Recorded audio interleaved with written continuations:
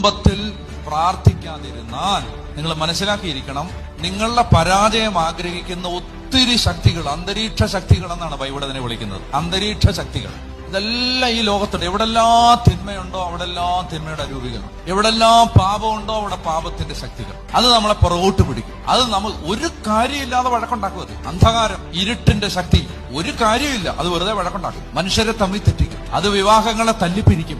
അത് കുഞ്ഞുങ്ങളെ നല്ല രീതിയിൽ വളരാൻ അനുവദിക്കില്ല. ദൈവികമായ ഒരു അന്തരീക്ഷം സൃഷ്ടിക്കപ്പെട്ടില്ലെങ്കിൽ അവിടെ ദൈവികമായ കാര്യങ്ങൾ സംഭവിക്കില്ല. ഡെസക്രേറ്റ് ചെയ്യും പിശാച്. അവന് നല്ലപോലെ അറിയാം സ്ഥലങ്ങളെ മലിനമാക്കുക അവൻ. അപ്പൊ നമ്മൾ ശ്രദ്ധിക്കേണ്ട ഒരു ജാഗ്രത എന്ന് പറഞ്ഞാൽ, വീട്ടിൽ നിർബന്ധമായും പ്രാർത്ഥിക്കണം. ഇത് വികാരിയച്ഛന്റെ ആവശ്യമല്ല, രൂപതാ മെത്രാന്റെ ആവശ്യമല്ല. അത് നിങ്ങൾ അറിഞ്ഞിരിക്കണം. ഈ ആളുകൾ വിചാരിക്കുന്നത് നിങ്ങൾ കുടുംബത്തിൽ പ്രാർത്ഥിക്കണം എന്ന് പറയുമ്പോൾ യോമാർക്ക് നിങ്ങൾ കുടുംബത്തിൽ പ്രാർത്ഥിക്കുമ്പോൾ ഏതാണ്ട് 10% കിട്ടുന്നുണ്ടെന്നാണ് ആളുകളുടെ വിചാരം. അങ്ങനെയൊന്നുമില്ല. അതായത് എന്റെ പ്രിയ ദൈവമക്കളെ, ദൈവജനമേ, കുടുംബ